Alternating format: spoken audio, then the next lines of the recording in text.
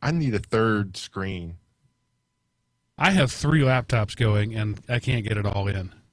Um, Well, I mean, because like if I have one window up for like the things and then the Hangout, and then I can't bring up the chat room because I don't have anywhere to put it on my real estate. yeah, well, I have to toggle back and forth between the Hangout and the chat room. I can't have them both up. As what I want to do someday is that wall there I'm pointing on the other side of me is hang a couple of 27-inch televisions that you can pick up at Walmart now for $8, and also put my camera on that wall so I can get a not so close up view.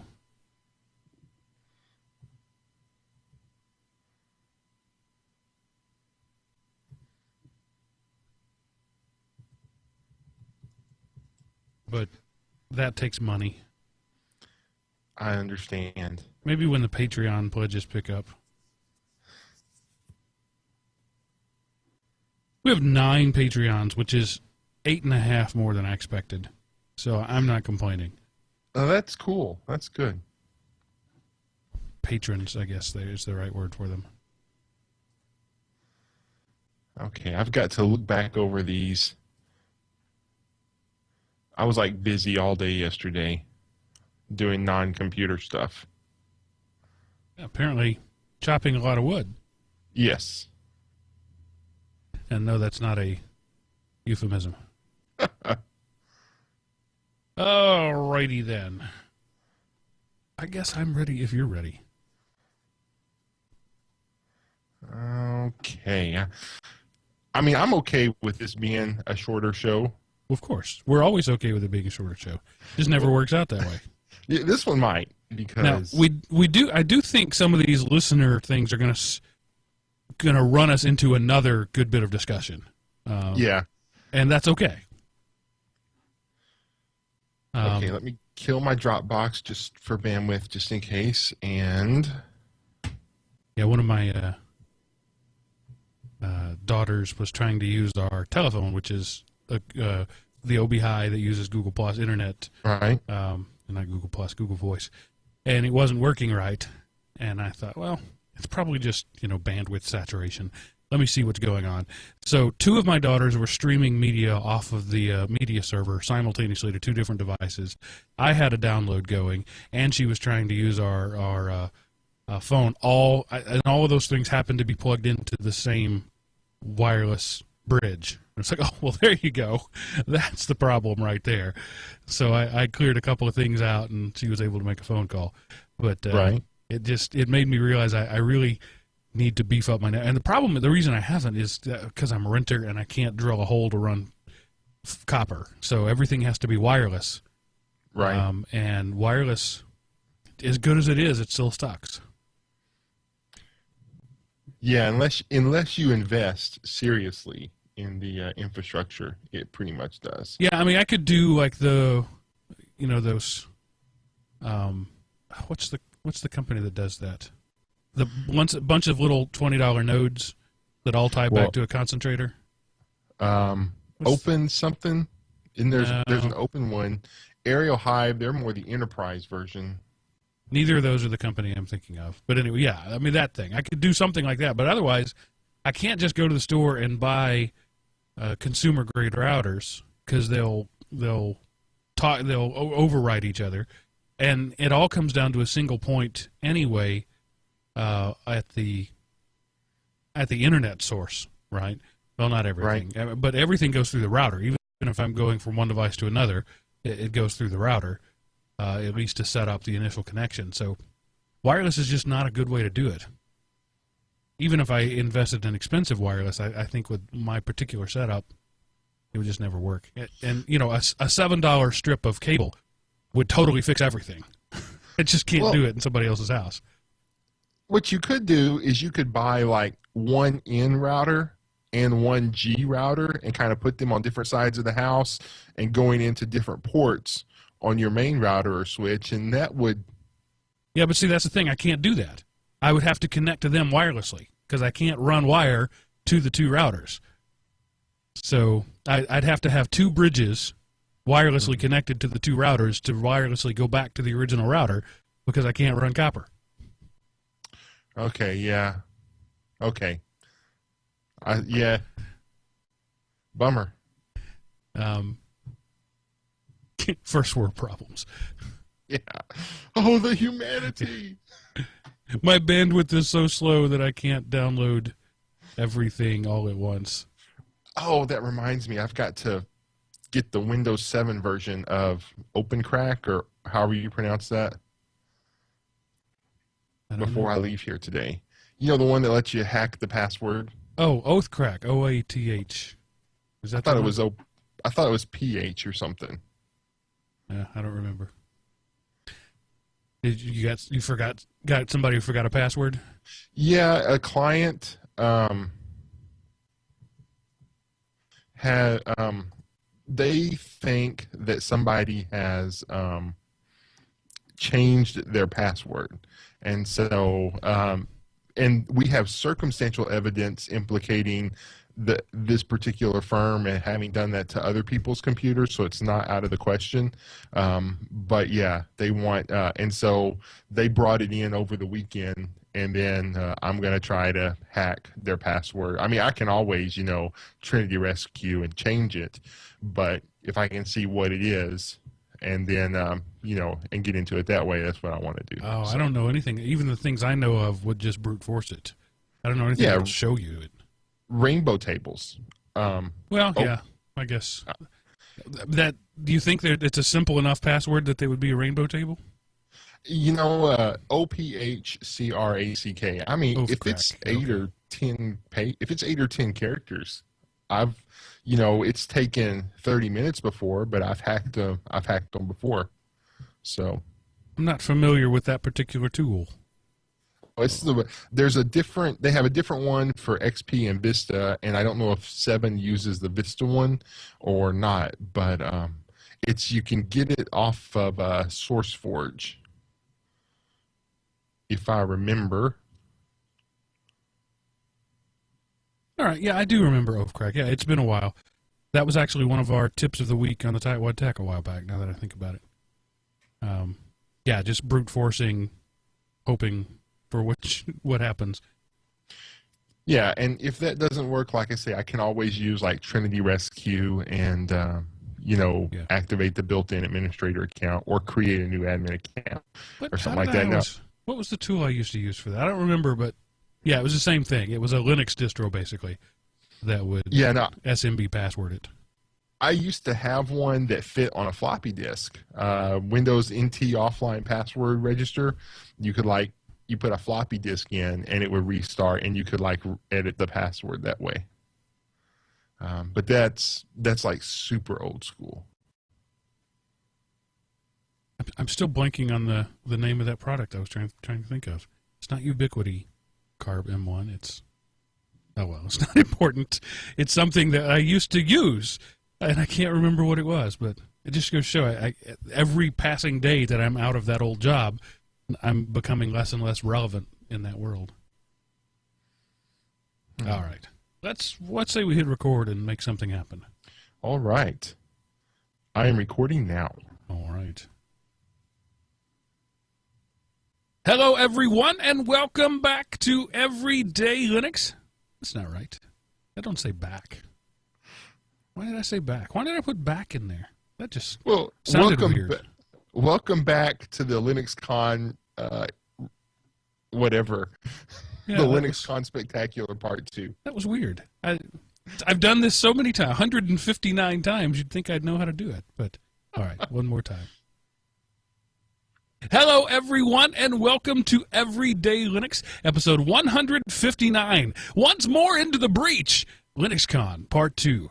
Recorded September 7th, 2014, and brought to you by Element Opie Productions, elementopie.com.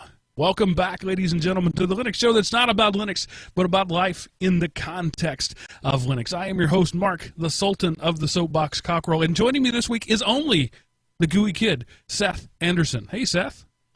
Hey, Mark, and welcome to the Element Opie everyday growing legion of people type persons. Is that hyphenated? At least one, Okay. and a semicolon somewhere.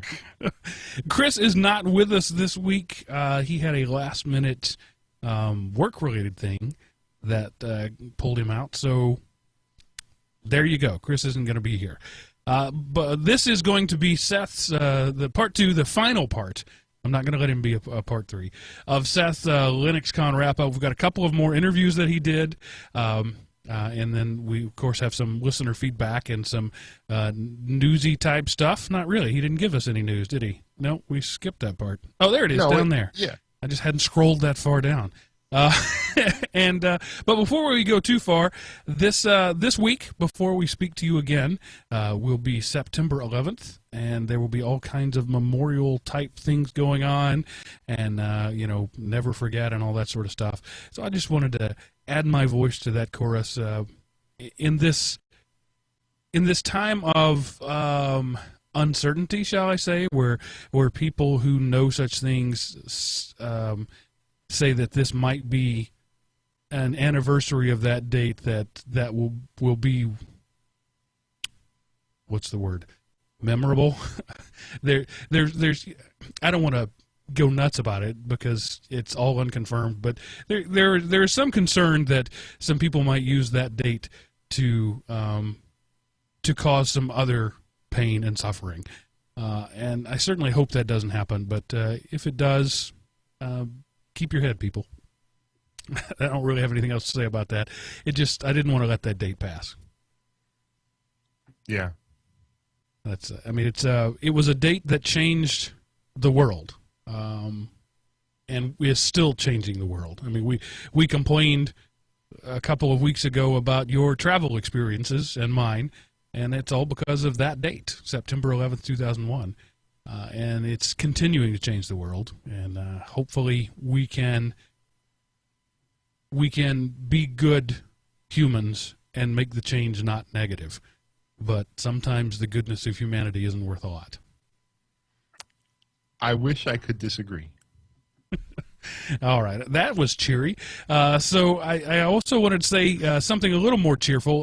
We wrapped up the month of August. Ever since I was like 5, I have confused October and August in my brain. I don't know why, but I can't get over it. We wrapped up the month of August, so once all the tickers settled down and I knew how much was coming in from advertisements and donations and your Amazon.com purchases, once all that came in, I made a donation in your name to the Sonar project. So the Everyday Linux audience donated to accessibility in the free world and the not free world. So thank you for your faithfulness in allowing me to do that. Yes, cool. So I like our donations. I think they're really cool. It's awesome that people give to us and we're able to turn around and give some of that back. Right. So we appreciate you all. Thank you very much. Yeah, and in case you don't know what that's about, it's not. I mean, we've mentioned it a few times, but we did an episode a while back. It was basically a put up or shut up episode where I complained that we, myself included, talk a good game but don't actually pay for anything. That the open source community is widely known for people who don't pay for stuff. And if they can't get it free, they just will go somewhere else and they'll steal it if they have to. And I thought we need to change that. I need to change that. And I made a commitment to take 10% of whatever money I make doing this show and donate to open source projects in your name. So that's what that's about. If you're a new listener and you don't know what we're talking about, that's what it is. After all the revenue sources, and it's not a lot of money. We don't do this show for money. We do it. Actually, I haven't quite figured out why we do it. But we do make a little bit of money thanks to sponsors and thanks to your generous donations. And so we take every month 10% of that. Actually, I usually do a little more than 10%. I round it up. And we donate that to a worthy open source project. So far we've done the Audacity project, Linux Mint, and this month the Sonar project. That's cool. We ought to put a chart or something, start a forum post and just list what we do. Yeah, that's not a bad idea. As I'd said previously, I don't want to put amounts in there. I think that makes it kind of gauche. Whenever possible, I prefer to donate anonymously. And in fact, it bugs me that almost everybody, myself included, uses PayPal to accept donations, and there's no anonymous way to donate with PayPal. And anytime I see a new donation from a new person, I send them a personal email and say thanks, because it means a lot to me. So that's the benefit of it not being anonymous. But I've always been brought up, maybe that's a Southern thing, to give in private and just don't talk about it. Yeah, I like to do a lot of my giving behind the scenes as well. So, I think it would just be cool just to list the things that we have supported. And again, it's not so much the amount, because $10 for one person is a lot more than if somebody else gave 1,000, because it's the sacrifice that you made, and the gift of your heart versus the actual size of it that is just as important, if not more so. All right, enough about that. We have a little bit of feedback. In fact, all the feedback this week? No, all but one of them is directly related to last week's show, where we talked about sharing versus piracy and illegality versus unethicality. And so Fuzzy writes in to say that or doesn't write in, he sent us a voicemail, to say that we missed one of his favorite parts about the BitTorrent technology. So here that is there, a voicemail from our Google Voice line. Hey guys, it's Fuzzy from Colorado.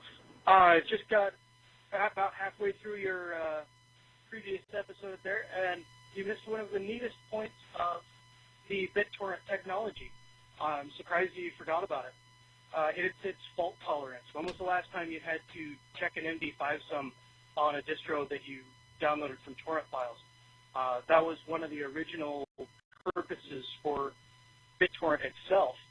Is to be able to find a fault-tolerant method for downloading large files. If you get just a hiccup in downloading anything more than just a couple of megs, sometimes you can get a file that's so corrupted that it won't play, won't run, won't do anything else. People caught on to the fact that, hey, video files are big, and that's a lot of why you end up with videos on BitTorrent. But that's also why BitTorrent is the underlying technology to Steam, because you see how big movies are. Some of these games are 3, 4, 5 times as big as a feature-length film. So that's also the underlying technology for Steam, too. Catch you later. Bye. I did not know that about Steam. I'm sure Chris did and would have regaled us were he here. But that's right. We talked about the fact that BitTorrent its biggest strength is distributed bandwidth, in that I don't have to get a 7 gig file from one person. I can get 70 100 meg files from 70 people, and it works, if my math was right. It works that way. But also, like he said, the beauty of it is it assembles them in such a robust way that you can really lose large chunks of it, and it just backfills those. All right. Thank you, Seth, for your great commentary. Man, I mean, he just did such a great job of explaining it. And, that was kind of one of the points I made, is that, the whole point of the internet, the Defense Department wanted something that could survive a nuclear blast. Exactly, yeah. And so you have to be fault tolerant to do that. And while the spirit of the foundation of the internet is alive and well in the torrents, but unfortunately the pocketbook of the internet is not. And it's the pocketbook that drives the innovation sometimes. Those of us that have been around long enough to remember dial-up modems will know that you couldn't download anything over 5 megs the first try. It just wasn't going to happen. And initially, early browsers, the Mosaic browsers and the first versions of Netscape and even IE, didn't know how to continue downloads. So if you got 10 megs into a 12 meg file and it got corrupted, you started over again. And the 12 megs was a ginormous file back then that would literally take you overnight to download. Yep. I was downloading a 60 gig collection of files just recently and was complaining that it was going to take overnight. Things have changed. golly, I might can do 6 gigs overnight if I get really good speed between myself and the tower, maybe 6. I have all the files for this show, all 158 previous episodes, not only the MP3s, but the raw Audacity files and the edited Audacity files. I put them all on a drive, and I had a bunch that I had stored up, and I was trying to upload them. Of course, upload is slower than download anywhere, Right. and I was trying to push several gigs of them up to my cloud server, and I was like, this is going to take 15 hours? Gah! And, yeah, and then realized how spoiled I was being. That's the term, first world problems. Yes. That would be a good episode name, first world problems. We could really riff on that one. That could be a lot of fun. But thank you, Fuzzy, great name by the way, for reminding us that that great thing. BitTorrent is really a modern miracle of technology, and maybe we should do. Seth, put this on your to-do list. Let's get some of the big BitTorrent guys. I don't even know who they are. And let's see if we can get them on here and talk about BitTorrent, because it's a fascinating subject that none of us knows enough about. Well, I mean, hey, if I can get turned down by Richard Stallman's office, I'm trying to get turned down by the BitTorrent guys too. Oh, were you officially turned down?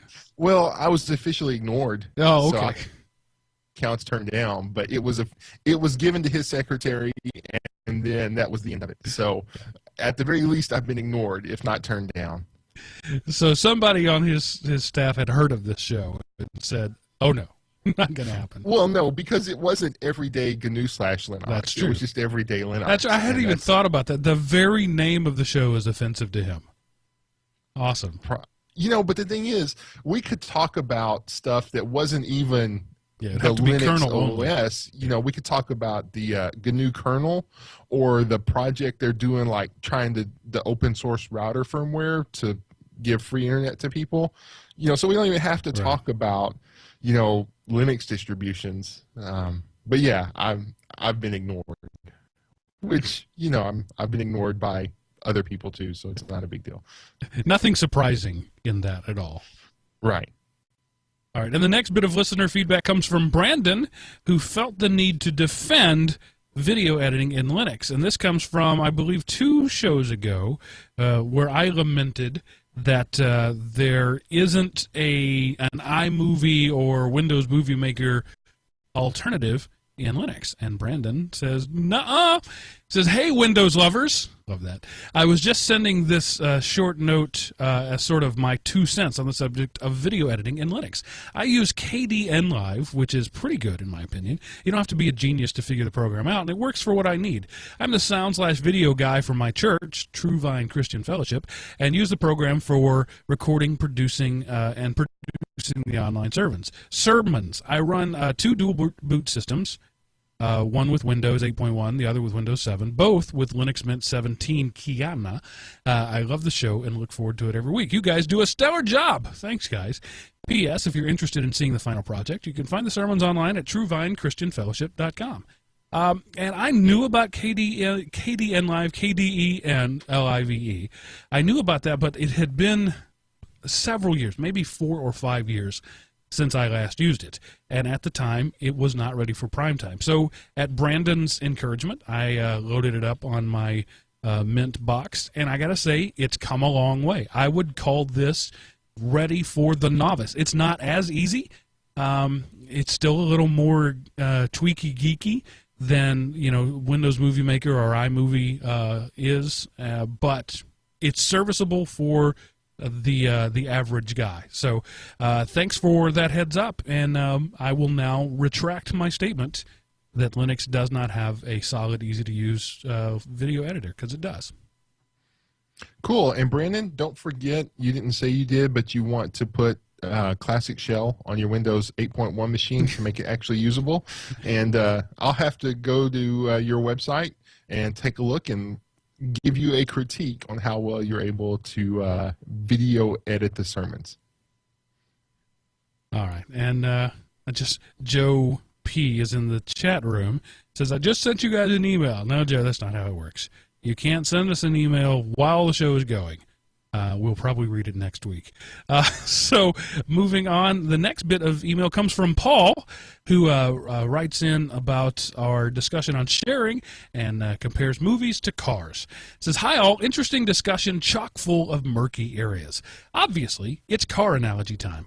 To me, it revolves around utility. That is, you get something, even if it's digital and thus not tangible, and you use it. A car you drive and a music file you listen to. Seth mentioned that if he scrounged up the overheated VCR tapes, he'd be okay with downloading a new copy to replace the damaged one. By that reasoning, if you leave your car out in Texas weather for years, with the windows rolled down, of course, you should be able to go to the dealer and get a replacement for free. On the flip side, suppose you take perfect care of the tapes and they turn out to be simply defective. In that case, it seems more ethical, in quotes, to download a copy since the original turned out to have a manufacturing defects. I get pirated copies of things here and there, so I too am guilty as charged.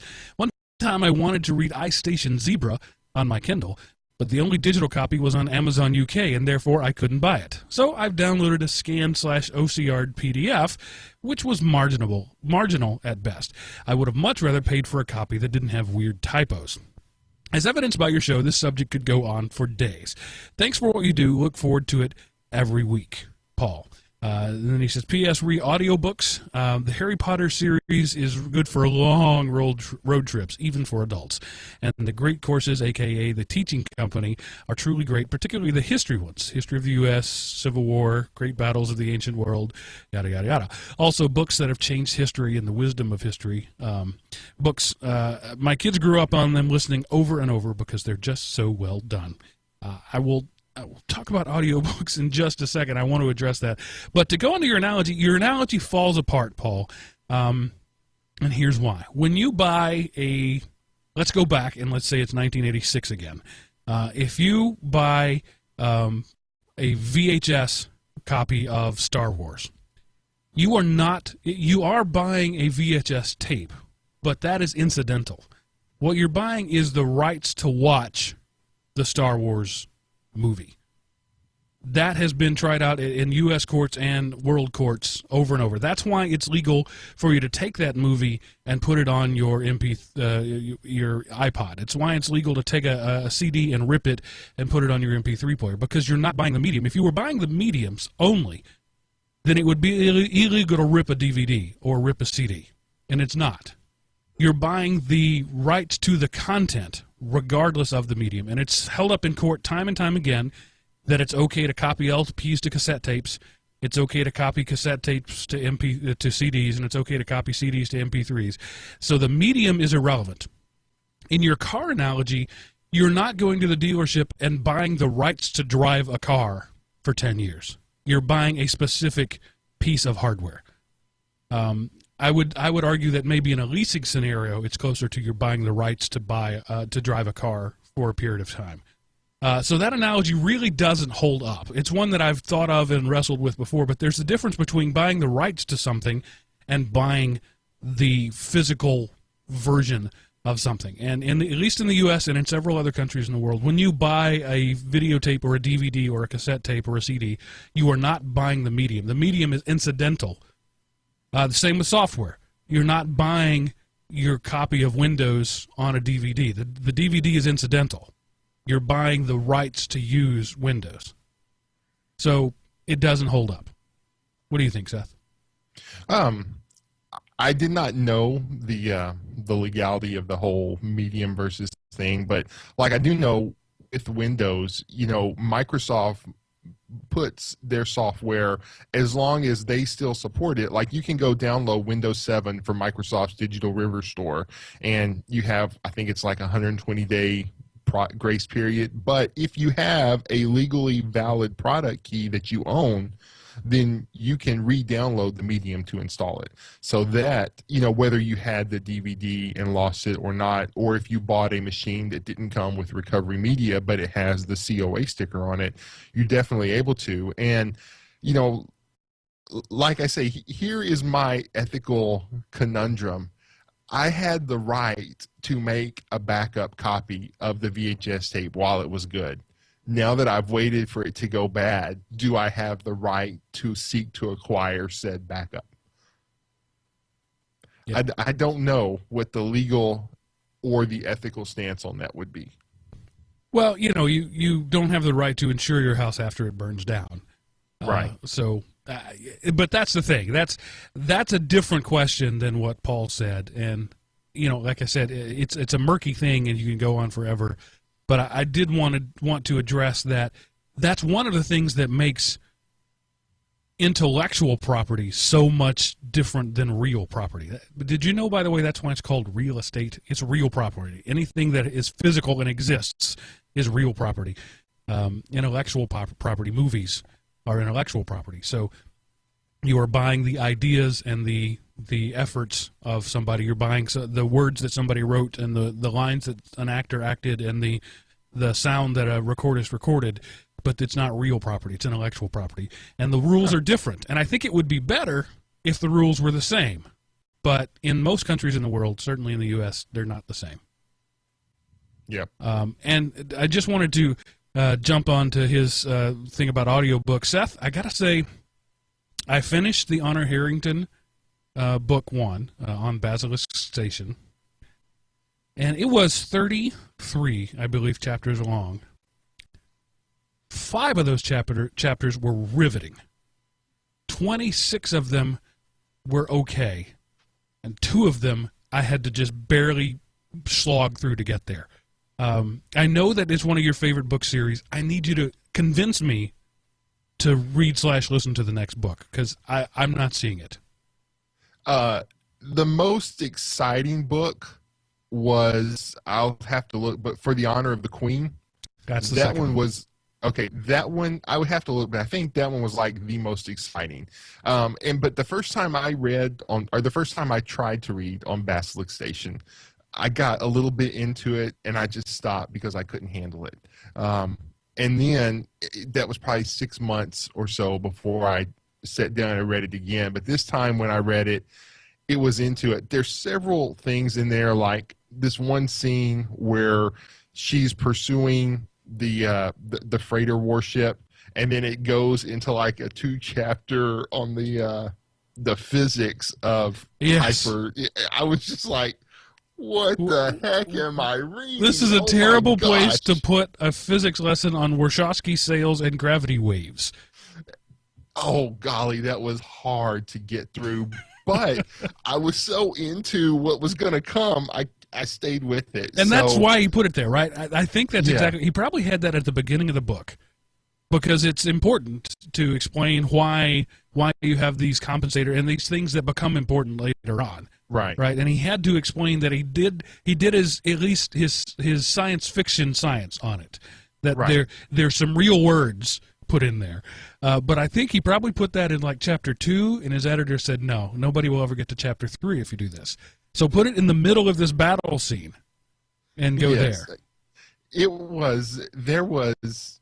But to me, I don't think it was that different.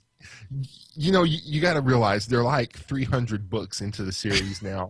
So that's what I think. Basilisk Station was his first work. Nobody's first work is their best work. So that's what's making me want to go to the next one. And the character is interesting enough, and he obviously created a rich universe. But gosh, it was just a slog at several points there.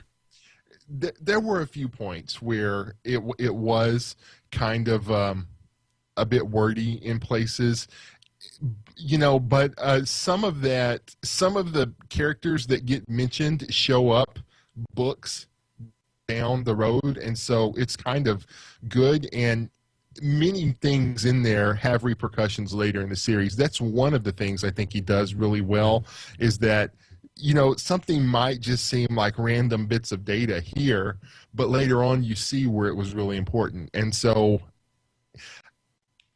and I don't know, I super enjoyed it, but I probably need to go back and reread it because it's been a while. But I really enjoyed them, but that one wasn't the best one out of the early ones. But I will say that where we're at now, I don't like them as much because the universe has gotten so broad, so expansive, and the characters that I like aren't on the front lines. They're kind of the behind the scenes people now because they're so advanced in rank. in some sense, it's not quite as exciting as it used to be. It's kind of like the later seasons of Stargate. I still enjoyed those, but they weren't as good as the originals. Yeah. And I've forgotten the name of the author, Andrew something or other. I got to give him credit. David Weber. Okay, yeah, I give him credit for being willing to kill one of his favorite characters, because there were a couple of characters that were important to you as you listened to the book, who just got sucked out an airlock or whatever, and so that's kudos to you for that. Not a lot of guys have the courage to do that. His wife has told him, if you've read any of the interviews, Honor Harrington's steward, McGinnis, his wife has said, you're not allowed to kill him. That's awesome.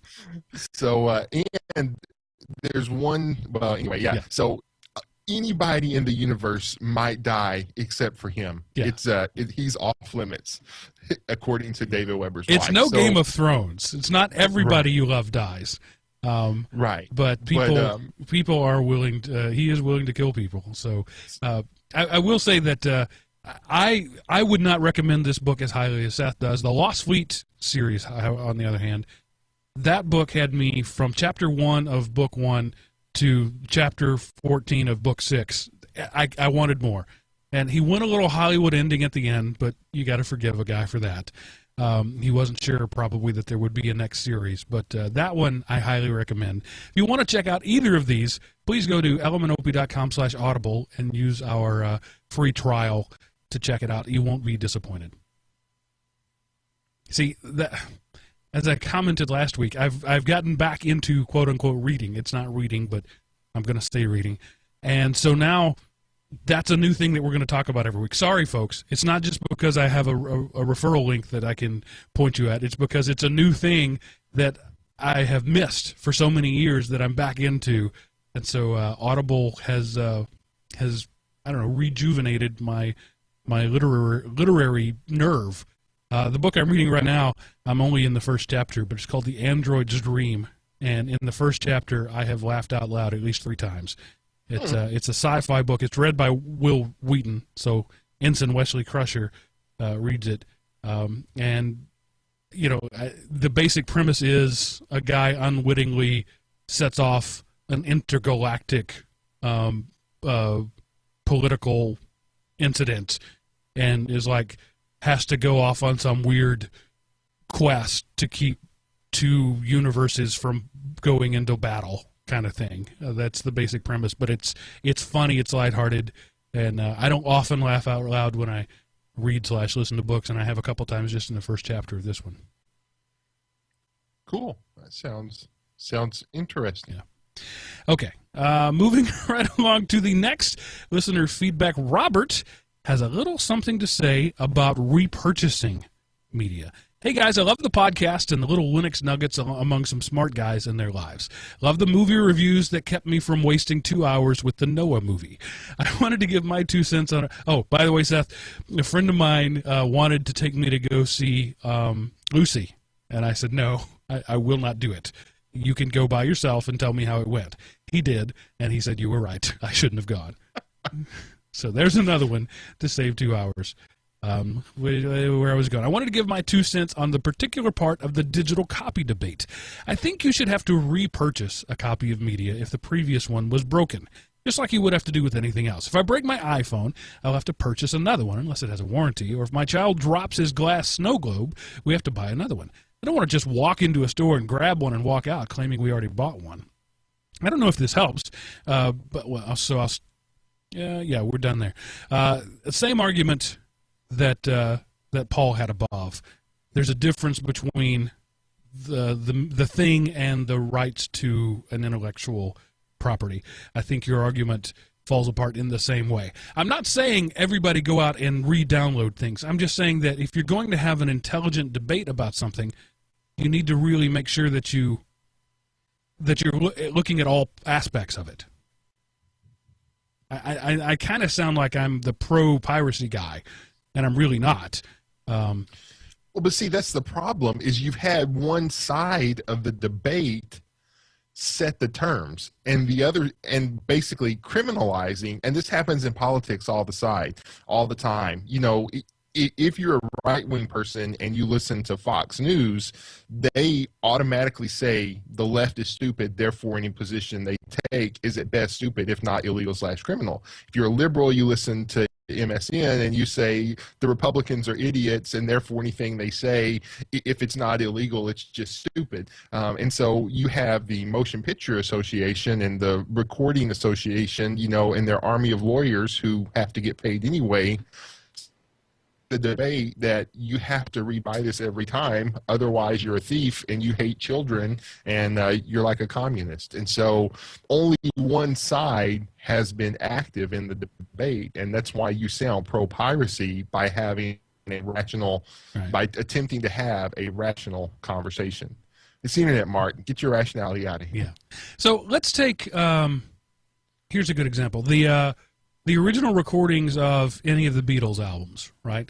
Any digital version we have of that is a less accurate representation of the analog recordings they made. That's just the facts. Digital always adds compressions, always loses signal. So if you want to go out and buy a lossless version of that, having had the LP, which is a lossless analog version, are you not simply getting what you could already have had, all right? Or what you already, so you had the LP that was a lossless analog. Now you want a lossless digital. Do you have that right? I would say much more so on the side of that one is, yes, you're just buying an uncrapified version of what they sold you originally, right? So the original one was pure, then they crapified it by making an MP3 out of it. And, you know, and then Apple has, you know, doing their high quality, high bandwidth. It's still less information, less fidelity than the original analog. So I might say that's okay.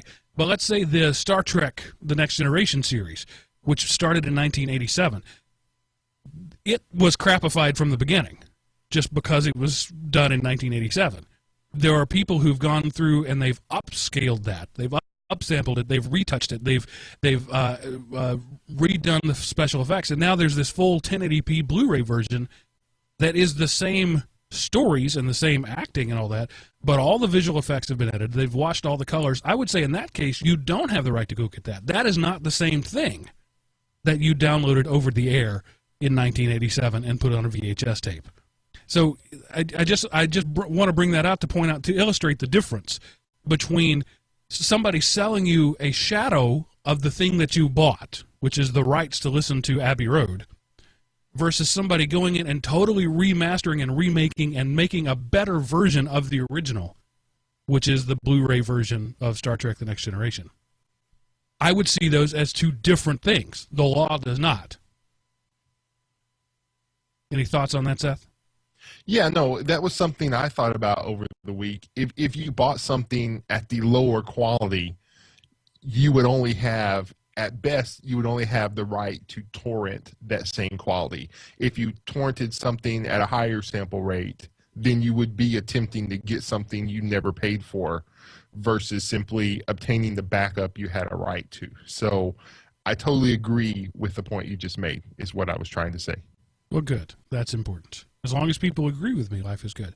So continuing on, Robert has more to his email. He says, also, Seth, thanks for the tip on the Linux class on edx.org.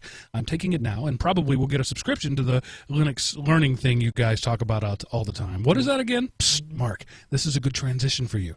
Take care, guys, and thanks for all the hard work. Well, Robert, the Linux thing that we're always talking about is the linuxacademy.com. Where you can use step-by-step video courses to take you from being a beginner to a Linux administrator. And I got an email from Anthony earlier this week, and he let me know of some big changes that they're working on right now, totally revamping the whole thing, adding a ton of content. It's not ready yet, so he didn't give me specifics on it. But one thing he did say is that he said, and I agree, that the way they're doing the 1 week free trials that converts to a 1 month automatic pay thing isn't working. It's ticking people off because they feel like it's a bait and switch, right? And I think I think he's right on that, and I'm glad that he came to that realization. Unfortunately, he doesn't have a solution right now, so temporarily there is no free trial. You just have to take my word for it if you want to go try it and sign up for the Linux Academy. We're working out some sort of thing. I really think he needs to have some sort of free content for you guys, because I know that that I would not plunk down $25 for something sight unseen. There at least needs to be some sample courses, some sample content. Give me something. So I know they're working on that, but I just wanted to put that right now, as the time of this recording, there isn't a free trial right now. But when you go, if you decide to risk a 1 month, you'll find that once you get there, there's hundreds of step-by-step videos, but it's not just videos, right? I often hear from people about this, why can't I just go to YouTube and search on Linux? You certainly can, and you will get a 14-year-old kid in his bedroom who may be a genius, and he will have some screen capture software, and he will be showing you what to do. That is so much less than what the Linux Academy offers. They offer, people who are in the field, people who are professional educators. They're making this content that is keyed to industry standard tests and metrics that has been independently certified as high quality. But not only is it videos, but each of those videos comes with a companion, a PDF document that's time-coded and says, here's what I talked about here, and here's the steps here. So if you're a visual learner, you watch the video, great. If you're a textual learner, you've got the PDF. You can read that at your own pace. Video may go too fast for you, may go too slow for you. You can read that and then look at the time codes. If you want to go back and see something demonstrated, you can just scrub through to 6 minutes and 14 seconds of video number 297 and know exactly what you need to do. That in itself is a great bonus. But then when you're done, after you've taken your course, there's a practice quiz that says, hey, do you really know the stuff that you're supposed to know? You take that, and it'll tell you, you did well here, you didn't do so well here, and you can keep going back until you ace that test. And then when you've done that, when you've worked through not only the courses, but the whole module, and you're ready to go, there's even a practice certification exam that, again, has been certified by the people like the Linux Professional LPI, Linux Professional Institute, and the CompTIA, the Linux Plus, and the LPIC people have certified their practice exam and said, yeah, this is it. If you pass this, you're going to pass our exam. And they're pretty confident in that because so far it's been happening. People are taking the courses, they're passing the practice exam, they're going and they're getting certified. You can get all this for $25 for your first month. If you just want to try it out and just say, hey, what do I think about this? $25. That may be a little much for some of you, and that's why I'm hoping they'll have some sort of free trial so you can at least see what you get. But $25 a month for a classroom setting. I mean, I paid thousands of dollars to go to college. $25 for a course for a month is nothing. Even for one course, it would be nothing, but it's so much more than just one course. But like anything else, if you buy in bulk, you get a discount. So if you buy a quarter, 3 months, it's $20 a month, or if you buy annually, it's $199, which translates to less than $17 a month. So go check them out. When you do, use the code EverydayLinux to let them know that we sent you. Yeah, guys, and you're not going to beat this price because you get there is something for being in a classroom, but if you're not in the classroom, this is the next best thing. You have a virtual classroom. You have instructors who are more responsive than, some YouTube channel you subscribe to. And if you're willing to invest the time, if you want to get in the IT field, or if you want to move up in the IT field. Here's a weird story. I was in Wendy's on lunch break, and this guy, I could tell he had found some recruiter, and that recruiter would not let him off the line because he was wanting to get into IT because he had done some work with computers, but he wanted to get into IT. And I was like, hey man, go to this website, linuxacademy.com, take a look at it and see if it's not everything you want to know. Because if you're hungry, if you're driven, if you really want there, if you put in the time, if you sign up, it's not magical osmosis that makes you a genius. But if you want to work, this gives you the tools and field to work in to maximize your studying and your learning potential. It's well worth the $25 a month. much less than $200 a year. Most places will want $200 up front, and then you'll pay the real amount after that. So $200 for a year of this caliber of learning. If you know how to watch a YouTube video, you've met the prerequisites. They'll take you the rest of the way. All right. And so with having said all that, thanks for the lead-in there, Robert. Let's jump on to our discussion of the week, which is Seth's wrap-up about the LinuxCon, unless you had any other old news today, old business. Any other old business, Seth? No. The stuff I had put in the show we actually covered over the course of the feedback. So on to the new business. The chair recognizes Seth Anderson, LMNOP delegate to the LinuxCon 2014. Okay, well, like I say, I went to the LinuxCon. I didn't know what to expect. And I was a little overwhelmed with the security summit. But the actual breakout sessions, the keynotes were awesome. I would recommend you just go and take a look at them. They're online. You can watch them for free. But the actual breakout sessions, those were pretty cool as well. I'm just going to hit the highlights of some of the ones I went to. And actually, the first interview we have coming up is with Amy. And she did a session about the Firefox OS and the Linux kernel. She talked about, and I won't steal my thunder of the interview, but I actually, after interviewing with her, I was more impressed with her. But she just talked about how the Firefox OS implements the Linux kernel, and it kind of strips out. It's not as full a feature set as Android, but it's not as bloated as Android. So it's a much simpler thing, and you're not going to have the Galaxy 5 or the Galaxy Super S squared, whatever, but you can get an entry-level smartphone, and it's more open. You don't have to go to the Google Play Store. You can just do independent apps. You can do HTML5 or whatever you want. And she talked about it. It was really kind of cool and interesting. This was one I was able to kind of get some stuff out of, and then I saw her a couple of days later, and I said, "Hey, you mind if I interview you?" And she said she had actually heard of our podcast. So she probably says that to everybody. Well, but anyway, she at least said it. Other people go, "Who are you?" But she's like, "Oh, I think I've heard of you."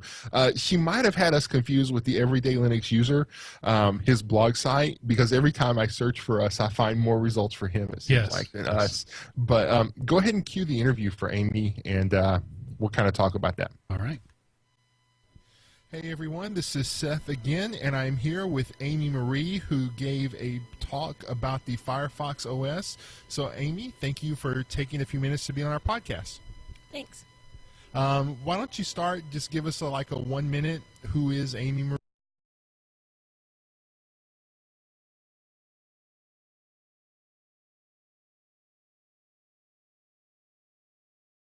Support team.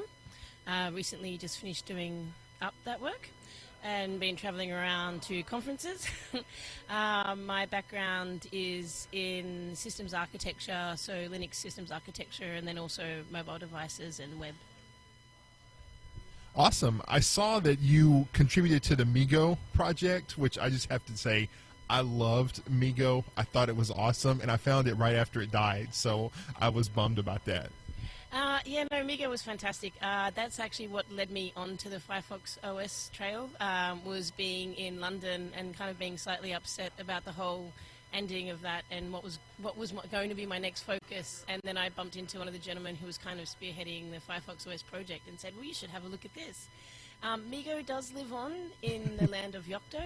So the Yocto project is a project that allows you to kind of roll your own Linux distribution. So there is still remnants of it out there. It won't die. Awesome. Well, you've mentioned Firefox OS several times, so just kind of a softball question for you. Why do we need another mobile OS?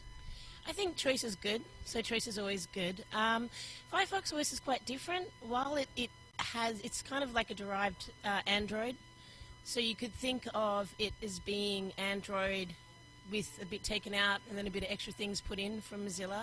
I think the reason that makes it really different is whereas your Windows and your Apple and also your Android have their own marketplace, and that's really the only place that you as a developer can kind of get applications onto devices, Firefox OS is open, so you can put your application up to the marketplace, or you can actually just host it on your own website or install it on your own phone.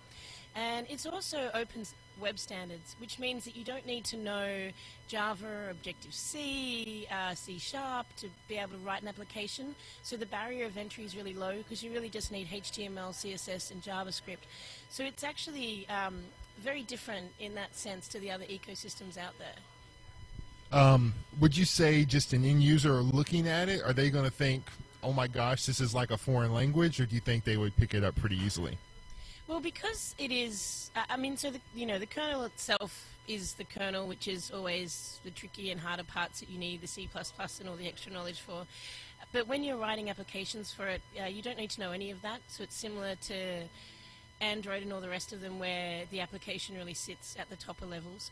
But it's HTML and CSS and JavaScript, so I think the barrier of entry is a lot lower than learning something like Objective-C, for example. So I think it's a great way to start playing with writing your own mobile apps. If you know a little bit of it, if you've done a little bit of web development, then you can really take up and make your own application. And there's a lot of tutorials out there on the web for that as well. Awesome. Well, so how does LinuxCon North America 2014 compare to some of the other conferences you've been to? So this is actually my first LinuxCon in America. So it's fantastic. I've been to LinuxCon in Europe. I won a free ticket through Linux Foundation to go there last year in Edinburgh, so that was awesome. We have LinuxConf in Australia, which is much more systems administrator focused. So it's, whereas this tends to be more developer focused. So that's kind of, I guess, the big difference is first time in Chicago, so it's always great to come to a new place. Okay, well, I don't want to tie you up all day, so any closing comments you would like to leave to the Everyday Linux podcast listeners? So Firefox OS is currently out in Europe and also just launched a phone in India. It is aimed at the lower end of the smartphone market, so for people that have feature phones or don't really want to go and spend the $600 on the Android, you can get yourself a Flame online for $175. It will be coming out in the States sometime next year. There is no set schedule. But as I said, you can get online now, and if you Google Firefox Flame, you'll find that device. It's got Twitter, it's got Facebook, it does messaging, it does all the things that every other smartphone does, just at a nicer price point. Awesome. Well, thank you very much. Thank you. Thanks. So that's pretty good. Everything you want, only cheap. I like that. Yeah, so it's much like Linux on the desktop is kind of like Firefox is striving to be the spirit of Linux on the phone. You know, if you have a browser, you can have a modern web experience. And that's kind of, you know, if you have a mobile OS that can, you know, unfortunately Facebook and Twitter, that's what everybody wants, or at least used to want. I don't know. I still want Flash, dang it. No Justice League for you.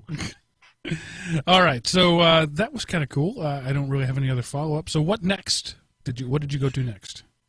Well, the next one I did that we're going to cover is the name of the thing was The Cloud in 10,000 Words, or 10 pictures. You know, going off the pictures worth 1,000 words. This was from a Red Hat employee named Gordon Haft, and he just kind of talked about how basically the cloud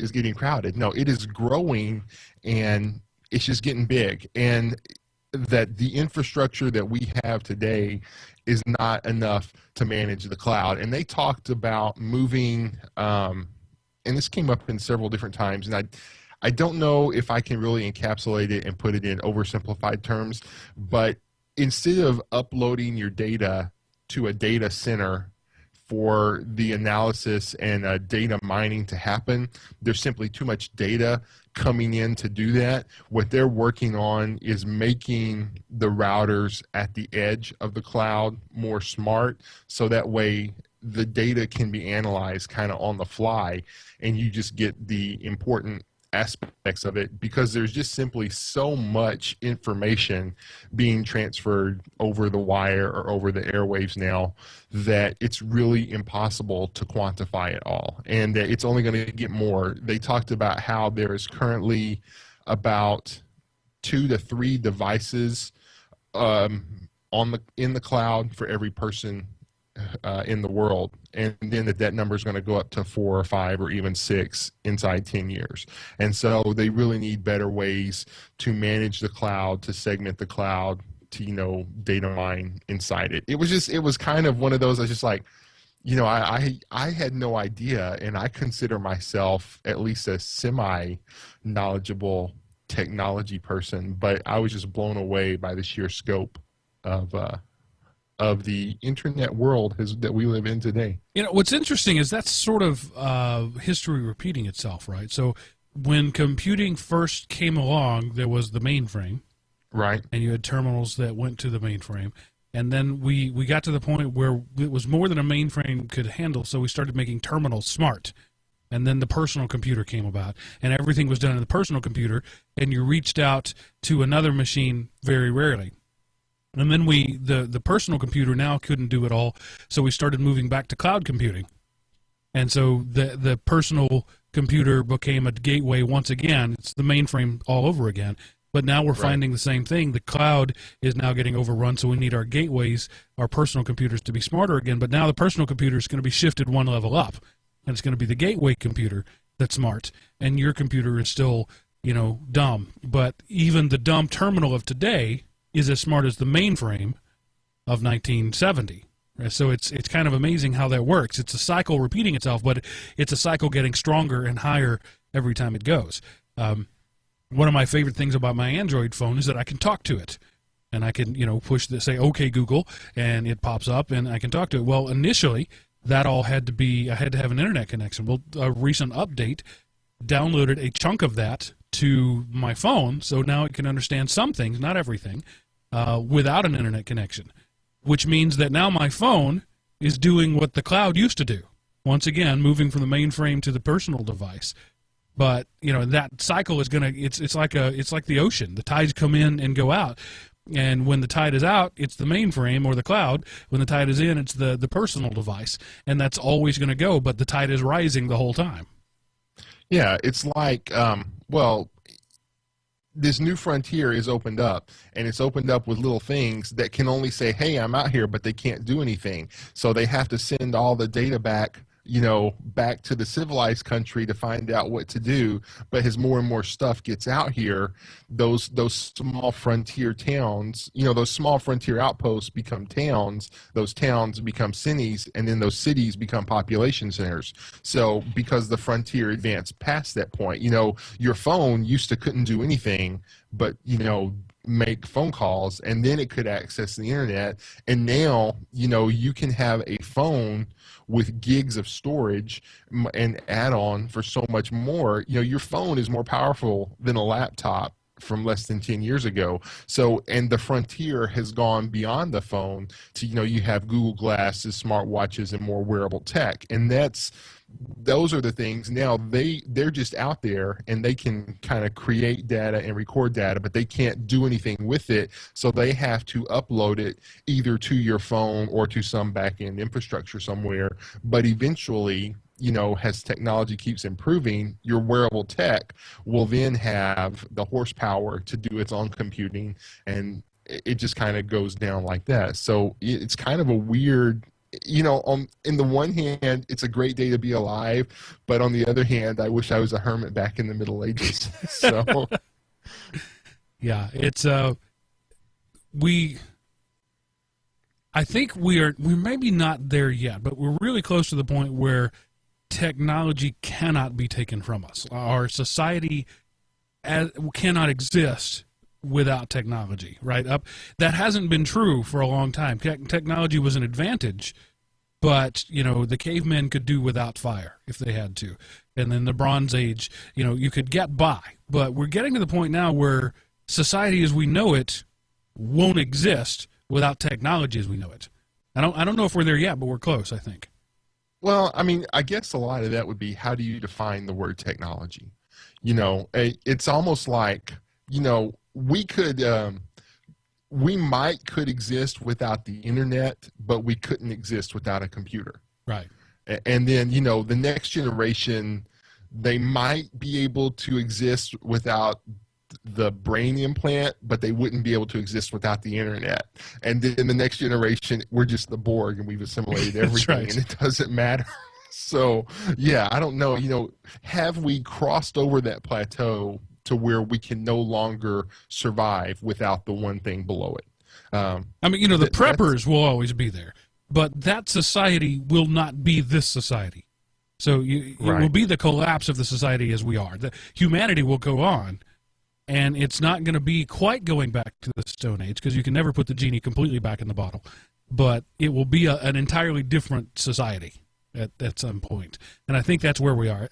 Maybe not. Maybe we're close, but soon it will be where it just won't be recognizable as the same society if our technology goes away. If a certain technology goes away. If you, like in a dystopian type science fiction, the technology has almost become a religious society, worshiping the technology, and that's the remnants of the old days. And then, so yeah, that would be an interesting conversation to have. Have we got, try to identify the levels, first came fire, then came metal, and whatever. If you took electricity away, there would be, our society would collapse. There's no doubt. I mean, large chunks of people would die because we wouldn't be able to transmit food and power and heat and have the ability to clean water and all that kind of stuff. So humanity might survive, but our society would definitely crumble. Right. All right. Well, that kind of went weird, but it was good weird. So the next one was I just got to say, how I built a Linux-powered radio station. That sounds interesting. Yeah, I was really looking forward to this.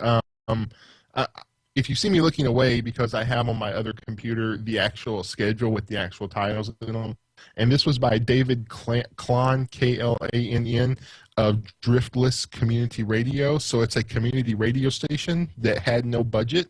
Obviously we're a podcast that has no budget, so I thought, hey, this is pretty cool. And they were just talking about how he was able to start a radio station and running it off of Linux powered, whether they were OSs or the background things. And he talked about some of the different things. Looking back, I wish I would have just turned on my microphone and hit record on this one, because it would have been cool to remember the names of some of the stuff that he talked about. And because I had just kind of finished up the Art of Podcasting. If you go back into the Element OP archives, I was able to understand some of the things that he was mentioning in there. But it was really cool because he talked about how Linux has come a long way, and like he showed a screenshot. One of their servers had been up for years without having been rebooted. And, they have fiber between their radio station and their transmitter, and how they were able to communicate with the transmitter, and all this kind of stuff. It was just a really cool, interesting topic that, because this has been a couple of weeks ago, I don't remember much about it, but it was really cool. And everybody had questions for him, so I wasn't able to get a chance to talk to him. I would have liked to, but I really wanted to go to the one that came after this, so I couldn't hang around and talk to him. But it would have been cool to sit down and talk with him for a few minutes. It was a really interesting talk. And you don't have to have super high powered, expensive software. Now some of the Linux things were paid stuff that he had, but it was just an interesting topic. All right. And what was the next interview you have for us? Well, the next interview is Tom, and I don't remember Tom's last name. And I was actually going to ask Chris, because he's involved in the Fedora community, and so Chris would probably recognize the name. Callaway. With Chris being Tom Callaway, with Chris being a Fedora ambassador. But Tom was one of the guys. One of the presenters at the Raspberry Pi, which we'll talk about after the interview. But go ahead and cue up Tom. All right. All right, I'm standing here with Tom Callaway of Red Hat. he was involved with a really interesting talk on hacking the Raspberry Pi this morning. So, Tom, thank you for being on our podcast. Thanks, Seth. Happy to be here. All right, and so what are your impressions of how this LinuxCon stacks up to others? Well, I think it's got a lot of more people here than I've seen in the past, which is a good amount of growth. I think the talks have been exceptionally good quality this year, and it's great to see so many people excited about the possibilities of Linux. Awesome. And so, Tom, where do you work at, and kind of how did you get involved in computers and open source and Linux? So I work for a team inside Red Hat called Open Source and Standards, which is a special projects group inside the CTO's office. We work on a number of things, mostly tied to community outreach. My main role is to do university outreach, is to partner with universities to help them adopt open source ideas and technologies into their environments so that students get a chance to play with things like Linux and open source technologies during their tenure in university or college. In addition to that, I also do a whole smattering of random stuff in Fedora, and I also get to play with open source hardware and 3D printers. Awesome. And I wish we had video here because today's like dressed as your superhero day, and so I'm interviewing Thor, and he's like flipping his hair as he's talking to keep it out. So, Tom, how would our listeners who aren't necessarily programmers and developers, how would they be able to advance Linux and maybe help out in spreading the word? Well, I think that, there is a lot of value in users taking that first step and starting to become a contributor, and that doesn't have to be writing any code at all. That can be as simple as testing feature functionality, testing updates for your distribution of choice, updating documentation, writing even little blog posts that say, this is my attempt to do X in Linux, and sharing that with the world, because Google and other search engines have made it such that it's really easy to find those sorts of things that are out there. So if you put it out there, people will find it when they have the same problem, and you'll help somebody else who may be able to comment in the comments field say, well, I see that you did this. Did you try this other thing? And it starts to build connections and build community, and you start to learn and become more involved and start helping other people. So you start searching for other blogs to help out on, and before you know it, you're waist deep in a Linux project, and you're really working on something that you're passionate about. Cool. Well, thank you for your time. I don't want to really hold you up all day, but any final comments to the everyday user out there? Don't be scared of Linux. It's not going to bite you. It's not going to hurt you. Don't be afraid of the terminal. Try something new and see what happens. The worst thing, you have to reinstall. All right. Thank you. Cool. Yeah, so I just wanted to echo one of his comments about documenting what you do. I do that often for me, right? I'll make a blog post about something or a forum post or whatever so that I can find it later. But it also, it benefits the community at large. Yeah, and this is it's not just us here at the podcast trying to sound relevant.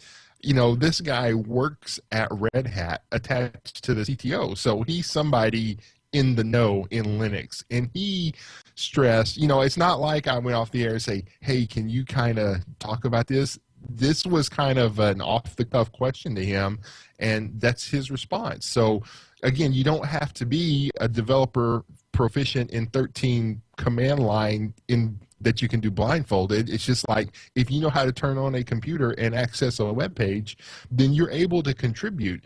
Yes, Linux needs developers and Linux needs coders, but Linux needs everyday people using it, keeping it grounded, or you get the geek going off doing super geeky stuff and that has left the plane of reality and does no one any good. So, everyday people can have a great impact in Linux as well. So I just wanted to point out, that wasn't me asking him to say that.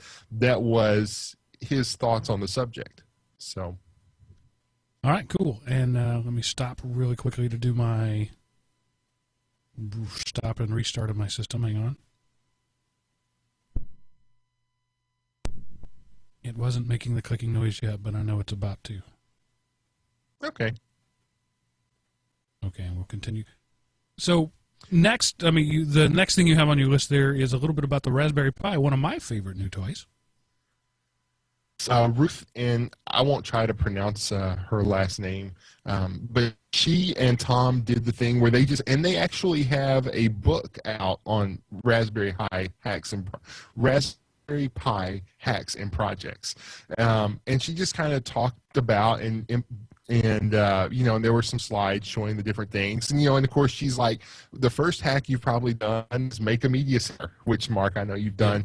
But then they talked about some of the other different things that you can do, and how the Raspberry Pi really isn't a build yourself a computer kind of thing, but it's like use a computer to automate something else, whether it be some type of robot or anything else. But it is small enough that you can attach it in there. You can put Wi-Fi. It's got regular USB ports. It has different pin outs. You can do video output, and you can use, if you're a tinkerer, slash hobbyist, hands-on. Maybe you don't like typing at a computer, but you like you would rather play with Legos than sit down in front of a computer screen. Well, maybe get yourself a Raspberry Pi and tinker and make something with it, and and the different things that can be done doing that. I've been considering making a NAS out of a Raspberry Pi. We've talked about the fact that you can probably buy a NAS cheaper than you can build one, but that's not fun. So buy some drives, throw something on there, and make a NAS out of a Raspberry Pi. That would be super low power. Right. I came across a blog post where this guy, he actually built a tablet. He bought a touchscreen that's compatible, and actually a cell phone battery to provide power for it, and with the pinouts, and the tablet innards was the Raspberry Pi. And so he bought this like carbon kind of plate cast off thing, and he used wood cut out to be the molds for it, and mount the Pi on the side where the holes coming out of the Pi would match up. And it was an interesting article. And granted, you could buy an Android, a 7-inch Android from some knockoff thing for less than $50, and this ended up costing like $200 because you don't have the economy of scale. But it was kind of cool that he built a functional tablet, and it wasn't Android, it was Linux, and you have a little SD card slot where you can have additional memory. You can stick a Wi-Fi, one of those little tiny Wi-Fi cards in there inside the case to get wireless access. And it was just kind of a cool project. And, that's one of the things you can do with a Raspberry Pi. You couldn't like take your laptop apart and make a tablet, because that would be a honking tablet. But, the Raspberry Pi, not much bigger than a credit card. All right. Well, you had a couple other things there. Unless you have any objections, let's just jump straight to the interview from these people, and then we'll wrap up that section. Wrap up this section with them. All right. So this is Ruth Suele, maybe? S-U-E, yeah, H-L-E. I don't remember if I asked her name, but Ruth something. All right.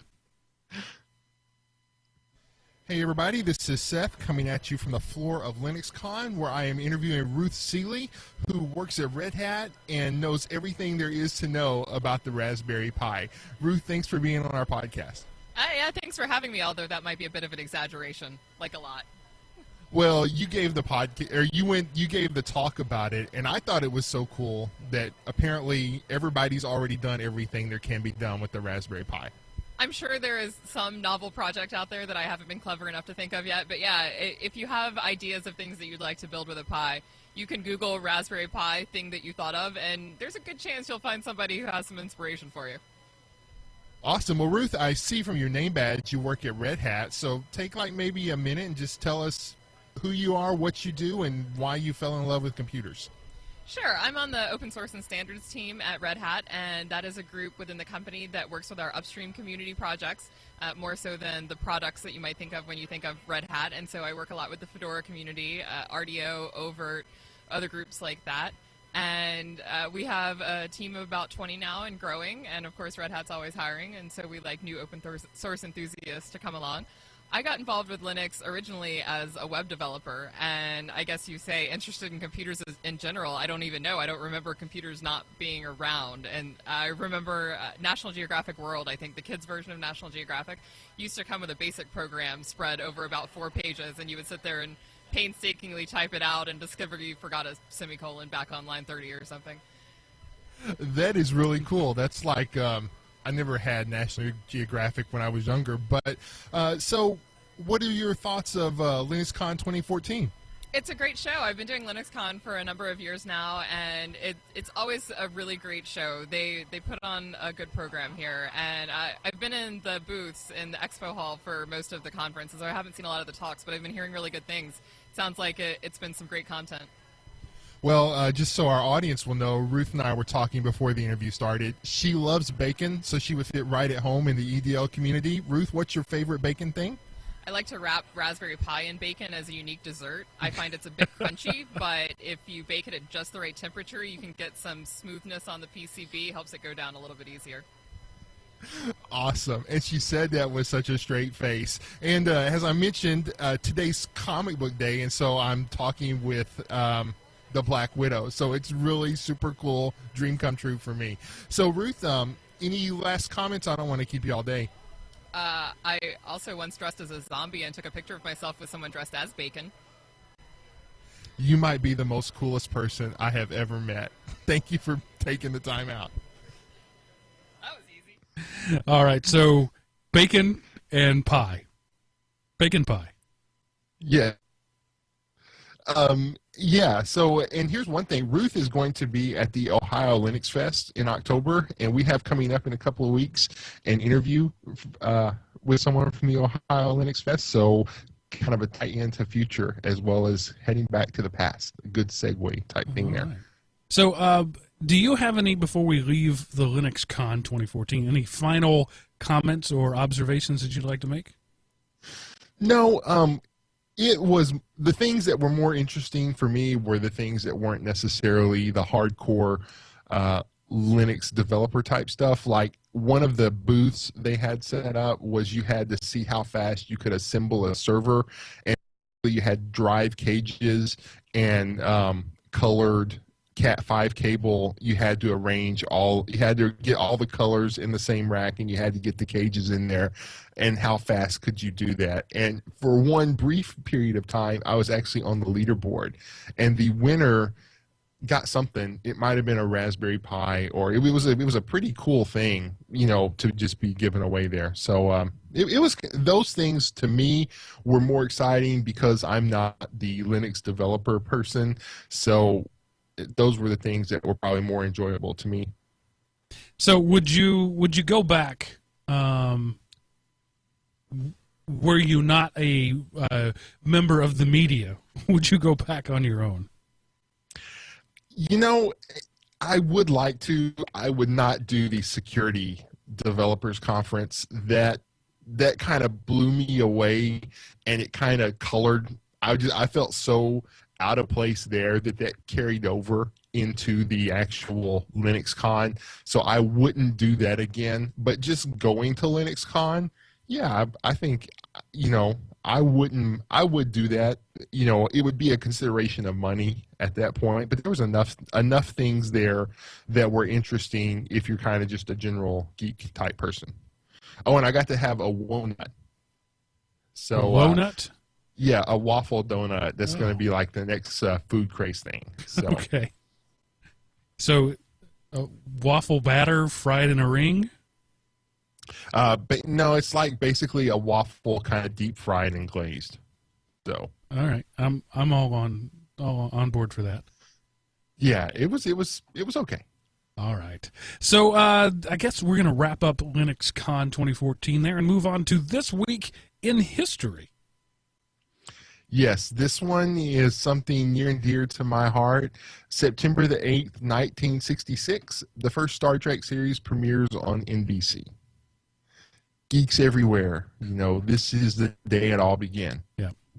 And they ambitiously said that it would be a 5-year mission, hoping that the show might run 5 years. It didn't run 5 years, but it's been running 30 years, 40 years. because it's 50 years almost. It wasn't the original show, but Star Trek lives on. Well, I think it just goes to show you how poorly they marketed it and tried to exploit it, because once it got canceled, it became one of the highest rated syndicated shows almost like overnight. Right. So had they done a better job building up and marketing it, it could have lasted 5 years or more. The audience was there. They just didn't know how to capitalize on it. Yeah. And Roddenberry was not only a visionary, but a troublemaker. I mean, the first interracial kiss on network television was there, and they almost threatened to fire him over that one. Right.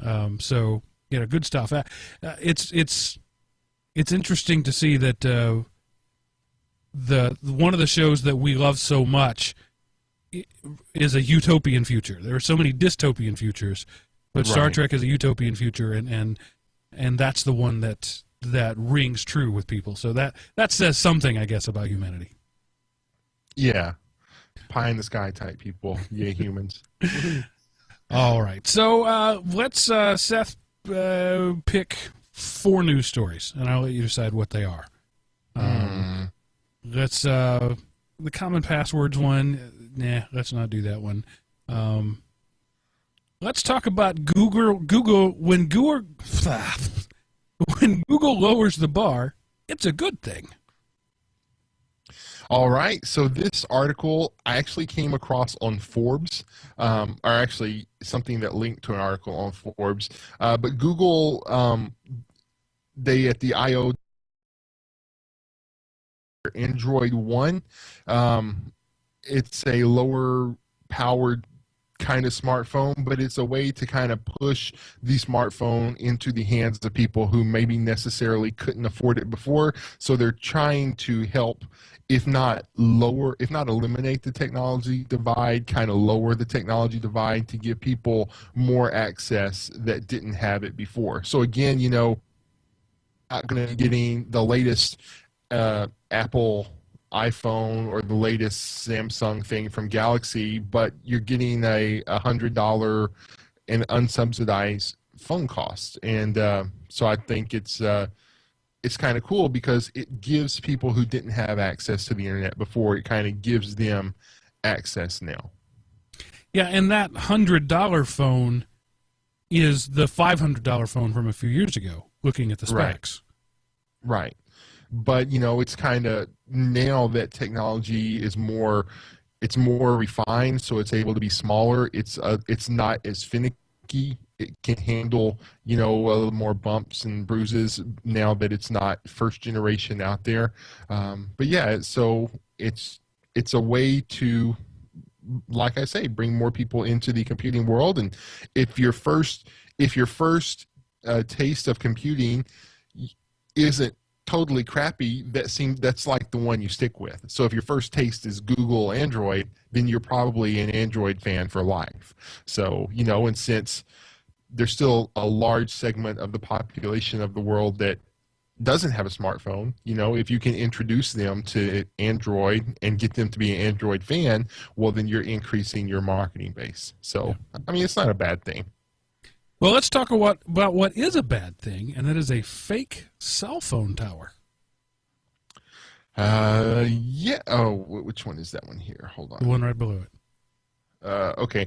Yeah, this one is WeLiveSecurity.com. I think this was one of the sites I followed linked here. But, we've talked a lot kind of about man-in-the-middle attacks, and just if you don't know what that is, you think you're on somebody's hotspot, but you're not. You're on somebody's hotspot who links to that, so they're able to look at all your stuff that goes through.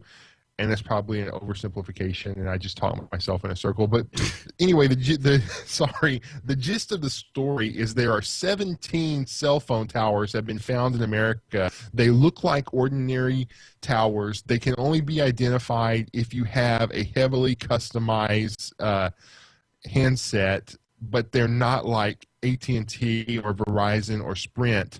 They are, nobody knows what they are. And kind of the gist of this story, there's a CryptoPhone 500, which, like I say, it's this heavily customized Android tinfoil hat geek loving type phone. And these towers just sit there and you connect to them, and they're kind of like they're trying to like hack your phone and figure out what's there, and nobody knows, or if they do know, they're not saying who created these towers or who maintains these towers. But so, you know, just because you're connected maybe doesn't necessarily mean you're connected. And so, you know, you say, what's the harm in this? Well, suppose you're accessing Chase, you know, you're checking your balance on some website, or, you know, you're accessing PayPal or eBay or something that has credit card information, then boom, somebody can get your credentials, and then, you know, that's identity theft and fraud can happen. So these are real physical towers or software yes, real nodes? physical towers.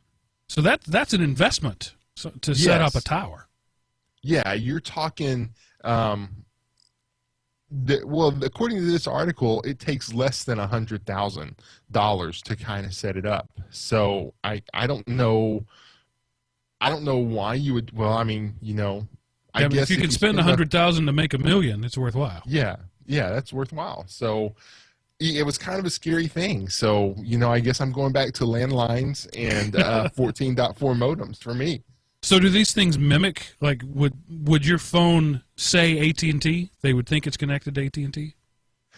They say, according to this article, the only way you can tell is if you have this crypto phone that is designed to be, you know, like I say, super secret, not even tinfoil hat, tinfoil body wrapped in a tinfoil bunker under a tinfoil plateau kind of person to be able to tell it. So apparently, yes, you know, well, of course, you know, like, you know, there, just because you see a tower that you connect to, that tower probably isn't owned by AT&T. It's owned by Fred's Tower Company, and then they have contracts with AT&T, Verizon, or whatever to use that space. So now they have contracts with Hackers Extreme to utilize that space, and so you don't know who you're connecting to get, you know, and so theoretically you're AT&T because of a licensing or back-end agreement that this tower has with AT&T. But now here's some other tower, and apparently it's passing your data along, so you're on the real internet.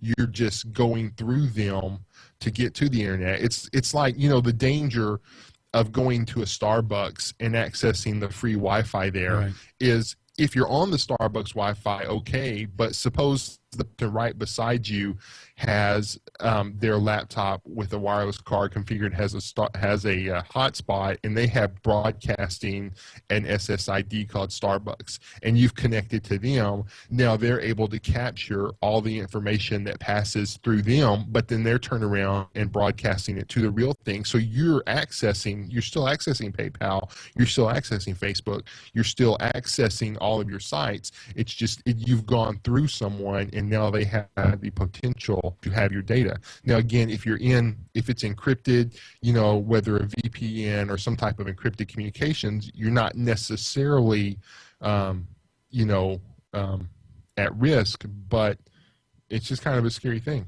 And the thing about using these baseband chips is it's fully automatic. I mean, the system doesn't ask you, hey, do you want to connect to this? It just does. And it says, oh, this is on my network, let's go. So that's scary and a half. Yeah. So, you know, and like in the article, they said they found one at a casino in Las Vegas. Well, the editor noted and said that the person wanted them to stress that it wasn't actually at the casino. It was just in the vicinity of a casino. So suppose, you know, I live in Texas, so we'll use the house that Jerry built, place, whatever the current is. Suppose you have a tower not at that place, but right beside that place. You're going to be getting thousands and thousands of hits whenever there's an event there. So how do you know you're connecting when you're on, you know, cell service, that you're connecting to a legitimate site? And it can be gone the next week, and, you know, nobody would ever know. That's true. All right, let's do this one next. I fear this isn't real, and it's 800,000 people responded to the FCC saying net neutrality should be a real thing. Yes, that is. Hold on, which one? Long live net neutrality in the notes. Yeah, hold on. I just Seth hates it when I skip around because he's got things queued up and then I skip around, so it's my fault, not his.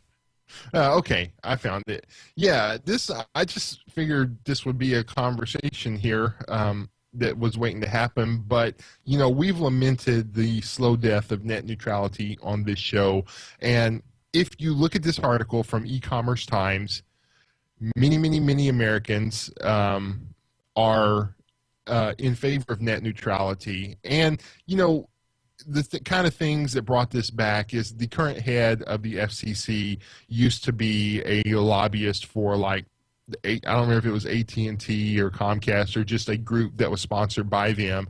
And so when he was appointed to this spot, and his first things that he said as an official representative made it just seem like, oh crap, there goes net neutrality. Right. But since then, whether he's changed his position or merely moderated his speech is unclear, but at least his speech has been more moderated and more along the traditional net neutrality lines. But yeah, so this is, if you look at this, I'm sorry, my mind is just dying. Right, so let me jump in a little bit. Okay. The upshot is that there are more than 800,000 comments on the FCC website, and 99% of them are pro net neutrality. It says that 60% were from letters written by organized campaigns, or it's a 484,000, and then 200 came from law firms. So it's not so much people, it's organizations. So it's form letters. If somebody said, click here to send a letter to your representative. And that's good. That's people making their findings known. But I wonder how much this matters. I mean, if I was a politician, I'm not sure that this would mean much to me. That 800,000 people clicked a form letter.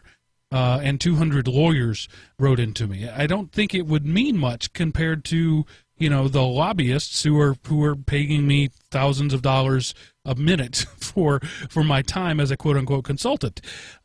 So I don't want to get our hopes up too much, and also realize that 800,000 people is a small fraction of the 300 million in the U.S. 300 million is our round number of our population. So it's a fraction of the population.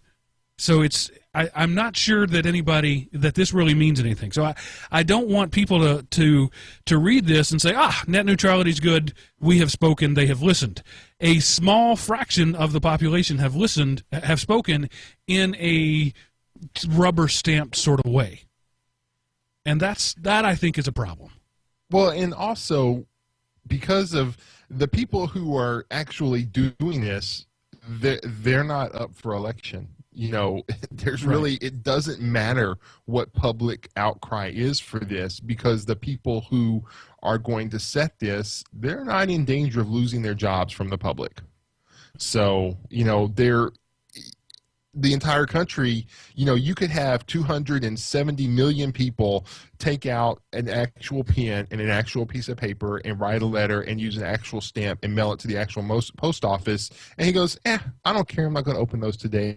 I'm going to rubber stamp what I want to. Yeah. And then he has no recourse, for violating the will of the American people that he is supposedly there to serve. He is unable to be held accountable by the American people. And, and sometimes, especially certain courts in East Texas prove that the American people sometimes don't know what's best. But in this case, there's no way to hold them accountable. Yeah. So net neutrality battle is not over, but it is. I don't think it's winnable. And I'm an optimist by nature, but I think this battle has been lost. And now it's just a matter of the people realizing that it's been lost, and that there will be such a thing as a quote unquote internet fast lane, which really means that it's everybody else is the slow lane, and it will be law, and we will have to live with it. And once something is law, it's really hard to change the law. So I'm concerned about that, and I just think that we're going to look back, in 15 years and remember fondly the freewheeling days when the internet was open and public and anybody could do anything and all netizens were treated equally. Yeah, at this point, it's like we're getting beat and we're just trying to sue for peace and get one or two concessions we might can live with. It is a military metaphor of where we're at. I tend to agree with that. The hope would be that they would they would treat it, they would make them all common carriers, much like they do the phone system, and really kind of what killed innovation in the phone system. But yeah, if all of a sudden DSL and cable companies were classified as common carriers, that would fix a lot of the issues. But how is that going to happen? Yeah. And yes, it would fix some issues, and it would totally destroy some others. So it's right. Anytime you're dealing with billions of people and their access to billions of people, it's ugly because there isn't a single ruling authority on the internet. What we do in the U.S. won't mean anything to Europe, and what Europe does won't mean anything to Africa, and what Africa does won't mean anything to Australia. It's I think it is going to be what it is. Commerce is going to win out over communism to stretch for alliteration, as it always has. And I'm bummed about it, frankly. But Facebook campaigns, forward this GIF or click here to rubber stamp this letter. I'm not going to say don't do them, but I'm dubious about whether or not they're actually useful. Well, and congressmen and elected officials will tell you that those things are meaningless because one person can have 20 or 30 separate email addresses, and so you can see 30 people and it show up as 30 different people, but it all goes back to the same person. Right. But yet, if you're going to take the time to physically mail something, that's like a 1-to-1 correlation, kind of thing. So. And as any Windows XP user can tell you, unsupported does not necessarily mean unused. Yeah, good. This was one I wanted to talk about just as a general thing. But yes, Backtrack is something that was last updated in August of 2012. And they've kind of been rebranded under Kali, and Kali is another great penetration testing distro. Basically, it's a way for you to kind of, how secure is this network I've set up? This is kind of a live distro that you can run. It has security packages, testing, probing for weak links, outdated modules, things like that. But Backtrack has been a couple of years now that it has been no longer updated, but yet it is still downloaded, and it has past the 1 million download mark, and it's still being downloaded. So this is one of those things, just because something isn't maintained or isn't supported, that doesn't mean it's automatically garbage and shouldn't be used. Much like XP is quote unquote officially dead, but yet a large portion of the internet desktop use is still XP. So just because something is old, don't necessarily throw it away, because Backtrack, you could say, well, the newer things do it better because they do this, and this. But, a lot of the things, probing for open ports, that really hasn't changed much. If you're probing for an open port, something that worked 5 years ago is still going to work great today. Granted, there might be other things that can do more than that, but for a basic penetration testing thing, Backtrack is still viable. And I would say the same thing about TrueCrypt. Yeah, the new version of TrueCrypt has been neutered, but the old version is still good and still solid and still being audited and still being, it's still a good thing. So, yeah, it's just a warning out there. We often look for the next greatest thing, but sometimes the next thing isn't greater than the other thing. Right. All right. And I think that's going to wrap up our news for this week.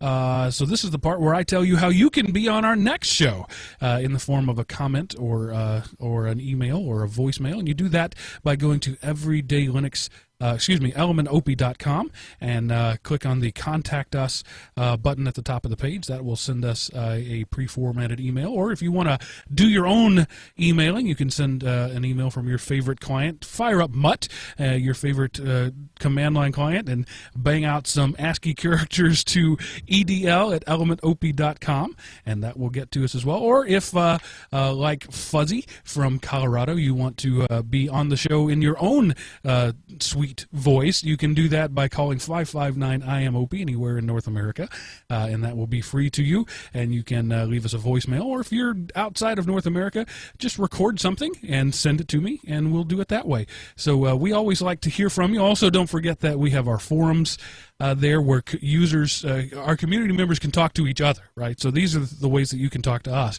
But the forum is there, and it's a real thing, and people are really using it and communicating with each other. We are not just a podcast, we are a community, and we encourage your contributions to that. Having said all that, Seth, what do you got for your time waster of the week this week? Okay, well, this is a site I came across a while back, and I just figured I would hold on to it. It is deadmalls.com. So you can go there, and you can just see, kind of take a link of different malls that have died throughout the history of this nation, and kind of click on one and see the backstory. You can go by state and look at the stories of them, different links, different developers, different merchandise.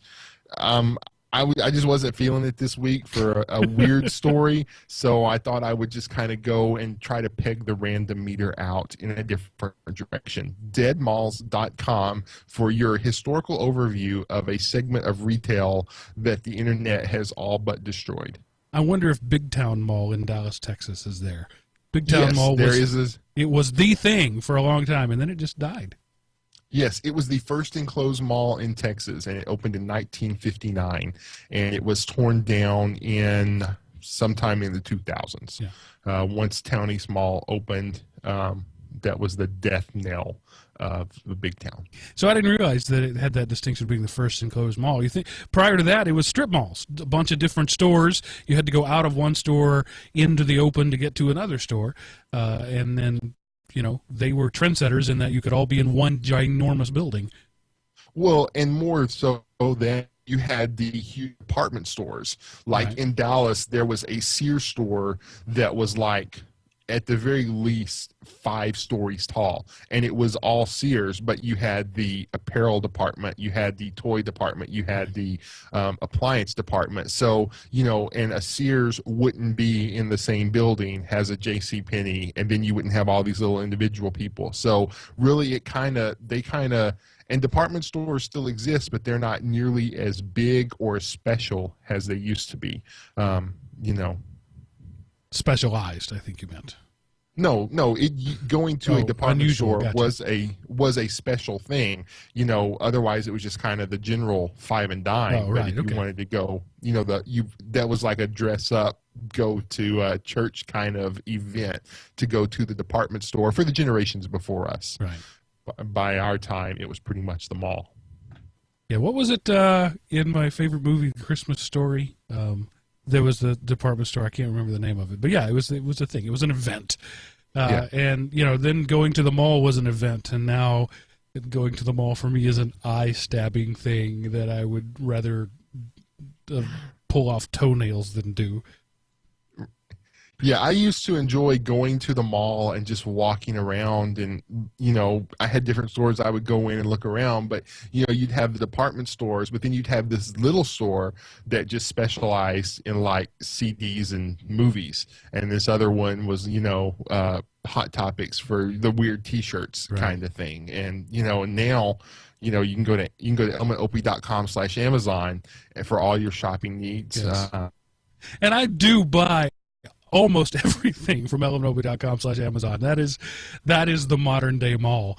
And I never get anything spilled on me, and nobody's rude to me. It's great. But it's every time we do one of these topics, I realize what an old man I am. I don't want to go to the mall. Leave me alone. When I was a kid, let me tell you. My mom used to take me to the mall and just drop me off there all day. I mean, the mall rats phenomenon in the 80s was a thing. Kids just spent all day during the summer at the mall because, you know, you had food, you had entertainment, you had fountains that you could run through, it was everything. And had air conditioning. Yeah, I don't know if people still do that, if mall rats are still a thing, but man, when in 1985, 86, it was the place to be. Yep. Kids today, I tell you, they don't know what they're missing. Maybe they do. We always get onto these weird discussions, and you know, I would apologize for it, but that's what you tune in for. And having said that, thank you for tuning in. We certainly appreciate you being a listener, Seth, as always. Thanks for your great work, for being our official correspondent to the LinuxCon 2014. And we'll see you all next week, because that ends this episode of Everyday Linux. Bye-bye. Alrighty then. And let's see. I'm guessing that one viewer is CarbM1. See you later, man. Talk to you later. Well, I just said later twice. That's redundant. Not only that, it's repetitive. Yes, repetitively redundant. It's redundant. It's redundant. It's already redundant.